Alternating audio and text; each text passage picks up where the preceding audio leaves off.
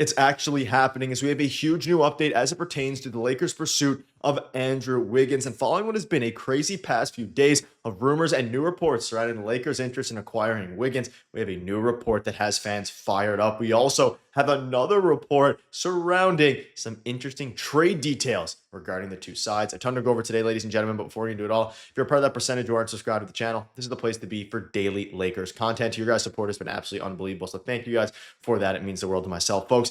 A ton to go over today. And as we know, yesterday and the day before, Hunter made a video on the Andrew Wiggins situation. Feel free to check that one out after you finish this one in its entirety, because we have new information in this one since that video has come out that reveals some huge news, folks. And it has not only gotten very real, but there is a very good chance that this happens. Now, let's start with kind of giving you guys some background. So we know that a new report dropped yesterday that the Lakers see Andrew Wiggins as a more desirable trade piece in a trade for the right price. And in case you missed it, I'll go over it again. So Dan Wokey has now come out alongside a couple other reporters and said that now that Luka Doncic is locked into an extension, the Lakers are expected to be aggressive on the trade market, with Andrew Wiggins emerging as their main target. While the Lakers have resisted scenarios in which the team would take on contracts beyond next season, Doncic's multi-year commitment has nudged their priorities even further, and one area and one player they are pursuing is Andrew Wiggins. Of course, if the price is right. Now, a few things to go over here. One, Dan Wokey's as plugged in as anyone as it pertains to the Lakers. Now, of course, we know that, and I've been covering the channel for a while, Wiggins is the perfect fit for this team. I've been on record saying for months now, if they acquire him, they are the championship, maybe not favorites, but they're up there with the favorites and they're a true contender, right? That being said, the fact that multiple new reports have dropped in the past 24 hours surrounding Andrew Wiggins, this seems to be a Rob Pelinka move. Now, Rob Pelinka moves in silence. As we know, the Luka Doncic trade, the DeAndre Ayton stuff to a degree, everything is calculated, premeditated, usually, and he moves in silence, so we don't usually hear a ton of reports about it until it's getting near the finish line. Now, we can see here that it's starting to potentially get near the finish line as the regular season is about a month or so away. Now, I want to dive into a new report that has dropped here. Now, again, this is the same one, but you could see this here. Mark Stein doubled down on the Dan Wokey report from the other day recently, and he mentioned Wiggins to LA being more of an option since the Luka extension. Wokey doubling down on it, because if you've been following the channel for a while, I had a video on this, a similar report to this a few weeks ago, and now this is a new report that he doubled down on it again. So you have Wokey doubling down on it. You have Mark Stein now coming out. You can see here, Mark Stein mentioned it too. This deal might have legs. Rob moves in silence though, so I don't know. Stein mentioning Wiggins to LA being more of an option since Luka extension. Wokey doubling down on that too. We've seen deals late in September, even late in September, go down, but we'll see. So things have gotten real now, folks, and it's multiple reporters that are reporting it. Very plugged in reporters, I should mention as well, and I should add, because this isn't like, no disrespect, this isn't the Anthony Irwins of the world to, get some things right, get some things wrong. Wokey's plugged in.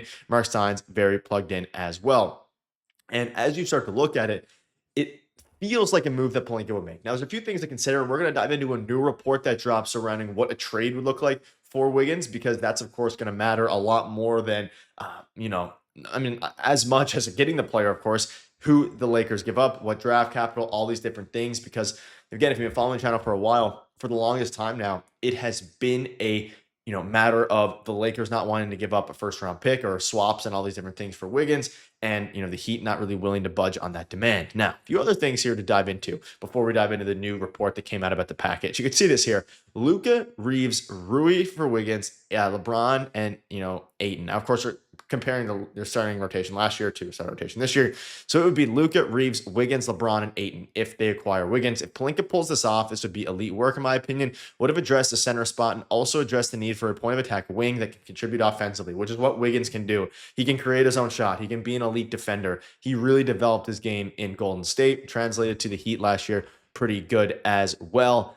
Now, we know there's a lot of different things here. Now, I want to dive into the actual potential trade, because that's where things get really interesting. And let's do it right here. So this is a trade proposed by a reporter / writer. Lakers get Wiggins, Jaime Jaquez, and Drew Timme from the Mets, or the Nets, not the Mets. This isn't baseball. The Nets. The Heat get Rui Hachimura, Dalton Knecht in the trade exception, of course, through the Wiggins trade. The Nets get Maxi Kleber, a second-round pick, and some cash. I mean, if you're the Lakers, you not only smash the accept button, but you do it so fast that I'll drive Wiggins to LA myself. Of course, you're getting Wiggins and a young player in Jaquez for, I mean, what is essentially Dalton Knecht. Like, I don't see a world where the Lakers don't do this. I don't see a world where the Heat would do this without getting any draft capital back.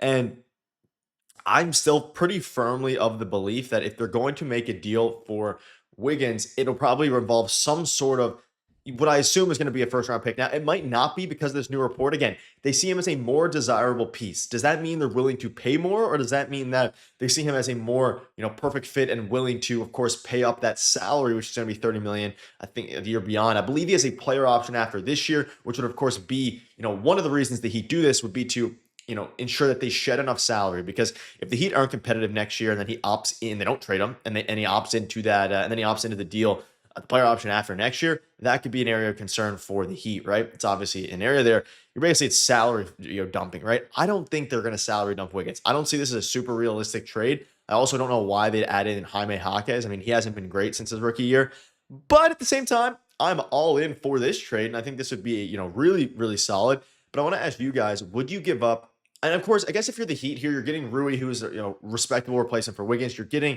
if you want to consider it a first round pick in Dalton Knecht, I don't think he has that value anymore. And you're getting I guess you're not having to pay the extra money for Wiggins in the following offseason. At the same time, though, I think you get a first round pick for Wiggins if you are the Miami Heat. But maybe they value that $10 million trade exception. Maybe they value not having to pay him in the year after. But if I'm them, I'm probably holding on until the deadline.